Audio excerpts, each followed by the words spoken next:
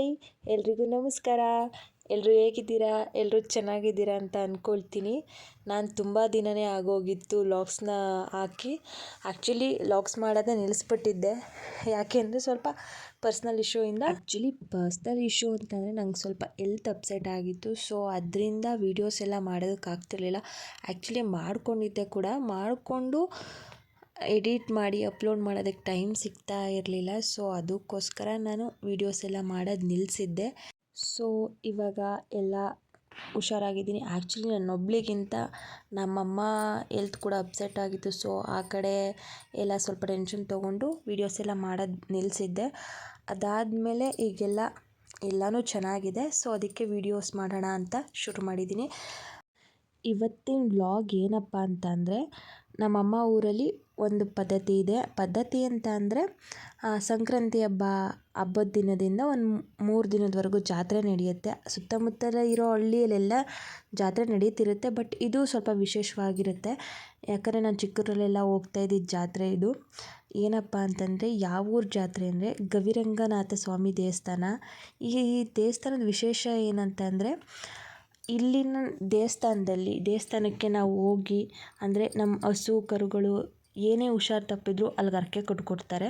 ಹುಷಾರಾದರೆ ಬಂದು ಪೂಜೆ ಮಾಡಿಸ್ಕೊಂಡು ತಳಗೆ ಮಾಡ್ಕೊಂಡು ಹೋಗ್ತೀನಿ ಅಂತ ಅದು ಒಂದು ನಂಬಿಕೆ ಇದೆ. ಸೊ ಆ ನಂಬಿಕೆ ಆವಾಗಿನ ಕಾಲದಿಂದ ನಡ್ಕೊಂಬಂದಿದೆ.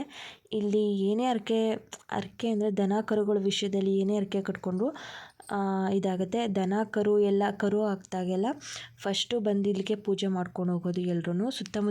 ಸುತ್ತಮುತ್ತ ಇರೋ ಎಲ್ಲ ಹಳ್ಳಿಯವರು ಅಷ್ಟೇ ಇಲ್ಲಿಗೆ ಬಂದು ಪೂಜೆ ಮಾಡಿಕೊಂಡು ತಳಗೆ ಎಲ್ಲ ತಂದು ಪೂಜೆ ಮಾಡ್ಕೊಂಡು ಹೋಗ್ತಾರೆ. ಸೊ ಅದು ಒಂದು ಪದ್ಧತಿ ಆವಾಗಿಂದನೂ ನಡ್ಕೊಂಡು ಬಂದಿದೆ. ಸೊ ಇದು ಪ್ರತಿ ವರ್ಷವೂ ಸಂಕ್ರಾಂತಿ ಹಬ್ಬದ ದಿನದಿಂದನೂ ಜಾತ್ರೆ ಶುರುವಾಗುತ್ತೆ. ಈ ಜಾತ್ರೆಗೆ ದನ ಕರುಗಳನ್ನೆಲ್ಲ ಡೆಕೋರೇಷನ್ಸ್ ಮಾಡಿ, ಹಳ್ಳಿ ಕಡೆ ನಿಮಗೆ ಗೊತ್ತೇ ಇರುತ್ತೆ ಹೇಗಿರುತ್ತೆ ಅಂತ, ಡೆಕೋರೇಷನ್ಸ್ ಎಲ್ಲ ಮಾಡಿ ಸುತ್ತಮುತ್ತಲಿರೋ ಎಲ್ಲ ಹಳ್ಳಿಯವರು ಇಲ್ಲಿಗೆ ದನ ಕರುಗಳನ್ನ ಹೊಡ್ಕೊಂಬಂದು ದೇವಸ್ಥಾನ ಸುತ್ತ ತೇರು ಎಳೆಯೋದಕ್ಕಿಂತ ಮುಂಚೆನೇ 3 ಸುತ್ತೆಲ್ಲ ಹಾಕಿಸ್ಕೊಂಡು ಸ್ವಲ್ಪ ಜನ ಹೋಗಿರ್ತಾರೆ. ತೇರು ಎಳೆದಾದ್ಮೇಲೂ ಸ್ವಲ್ಪ ಜನ ಇರ್ತಾರೆ. ಹಂಗಾಗಿ ನಾವು ಇವತ್ತು ಟೈಮಿಗೆ ಕರೆಕ್ಟಾಗಿ ಹೋಗಿದ್ದೀವಿ. ಆ್ಯಕ್ಚುಲಿ ತೇರು ಟೈಮಿಂಗ್ಗೆ ನಮ್ಗೆ ಕರೆಕ್ಟಾಗಿ ಹೋದ್ವಿ. ತೇರು ನೋಡೋ ಭಾಗ್ಯ ಸಿಕ್ತು ನಮಗೆ. ಸೊ ತೇರೆಲ್ಲ ಎಳೆದಾದ್ಮೇಲೆ ನೋಡಿ ಎಷ್ಟೊಂದು ಜನ ತುಂಬಿದ್ದಾರೆ. ನೀವೇ ನೋಡ್ಬೋದು ಎಷ್ಟು ಜನ ಇದ್ದಾರೆ ಅಂತ. ಸುತ್ತಮುತ್ತ ಇರೋ ಎಲ್ಲ ಹಳ್ಳಿಯವರು ಪ್ರತಿ ವರ್ಷವೂ ಬಂದು ಇದೇ ಥರ ಮಾಡ್ಕೊಂಡು ಹೋಗ್ತಾರೆ. ಇನ್ನೊಂದೇನಪ್ಪ ಅಂತ ಅಂದರೆ, ಇಲ್ಲಿ ದೇವಸ್ಥಾನಕ್ಕೆ ಮನೆಯಿಂದನೂ ತಳಗೆನ ಮಾಡ್ಕೊಬಂದು ಪೂಜೆ ಮಾಡ್ಕೊಂಡು ಹೋಗ್ಬೋದು. ಇಲ್ಲ ಹರಕೆ ಹೊತ್ಕೊಂಡಿರ್ತಾರೆ, ಇಲ್ಲೇ ಬಂದು ಅಡುಗೆ ಮಾಡಿಕೊಂಡು ಎಲ್ಲ ಮಾಡ್ಕೊಂಡಿರ್ತೀವಿ ಅಂತ. ಸೊ ಆ ಥರ ಇರುತ್ತೆ. ಇಲ್ಲೇ ಬಂದು ಸುಮಾರು ಜನ ಇಲ್ಲೇ ಬಂದು ಅಡುಗೆ ಮಾಡಿಕೊಂಡು ಕೋಳಿ ಎಲ್ಲ ಮರಿ ಎಲ್ಲ ಕಡಿದು ಇಲ್ಲೇ ಬಂದು ಪೂಜೆ ಮಾಡ್ಕೊಂಡು ಹೋಗಿರ್ತಾರೆ. ನೋಡ್ತಾ ಇರ್ಬೋದು ಹಸುಗಳು ಎಷ್ಟೊಂದು ಜನ ಹಿಡ್ಕೊಂಬಂದಿದ್ದಾರೆ ಅಂತ. ಅವಕ್ಕೆ ಡೆಕೋರೇಷನ್ ನೋಡೋದೇ ಚೆಂದ ಈ ಒಂದು ಜಾತ್ರೆಯಲ್ಲಿ ಅಂತ ಅಲ್ಲ, ನಮ್ಮ ಅಕ್ಕಪಕ್ಕ ಎಲ್ಲಿ ಜಾತ್ರೆ ನಡೆಯುತ್ತೋ ಅಲ್ಲೆಲ್ಲ, ಅಂದರೆ ಕೆಲವೊಂದು ಜಾತ್ರೆಗಳಲ್ಲಿ ಈ ಥರ ದನ ಕರುಗಳನ್ನ ಹೊಡ್ಕೊಂಡು ಹೋಗ್ತಾರೆ. ಸೊ ಇದೊಂದು ಜಾತ್ರೆ ನನಗೆ ತುಂಬ ಸ್ಪೆಷಲ್. ಯಾಕಂದರೆ ಚಿಕ್ಕ ವಯಸ್ಸಲ್ಲೆಲ್ಲ ಅಮ್ಮ ಕಳ್ಸೋದಕ್ಕೆ ಭಯ ಪಡ್ತಾಯಿದ್ರು, ಚಿಕ್ಕ ಮಕ್ಕಳು ಹೆಂಗೆ ಕಳಿಸೋದು ಅಂತೇಳಿ. ಆವಾಗ ನಮ್ಮ ಖರ್ಚಿಗೆ 20-30 ರೂಪಾಯಿ ಅಷ್ಟೇ ಕೊಡ್ತಿದ್ದಿದ್ದು ನಮ್ಮಮ್ಮ.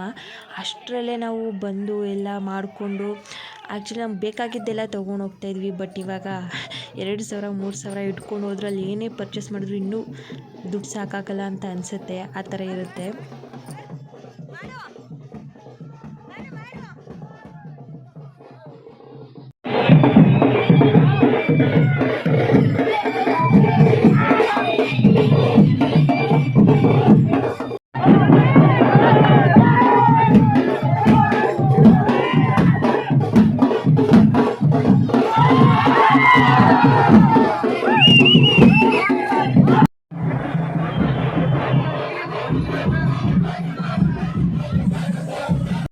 ಆಗಲೇ ತುಂಬ ಟೈಮಾಗಿ ಹೋಗಿತ್ತು. ನಾವು ಹೋಗಿದ್ದೇ ಲೇಟ್ ಆಗಲ್ವಾ, ಸೊ ಟೈಮಾಗಿ ಹೋಗಿತ್ತು. ಇನ್ನು ಮತ್ತೆ ಊರಿಗೆ ಹೋಗ್ಬೇಕಿತ್ತಲ್ವ. ಸೊ ಮಕ್ಕಳಿಗೆಲ್ಲ ಆಟ ಸಾಮಾನು ಬಲೂನೆಲ್ಲ ಕೊಡಿಸಿಲ್ಲ ಅಂದರೆ ಸುಮ್ಮನಿರ್ತಾರ. ಅವ್ರಿಗೆ ಎಲ್ಲ ಕೊಡಿಸ್ಕೊಂಡು ನಾನು ಅಕ್ಕ ಹೊರಟ್ವಿ.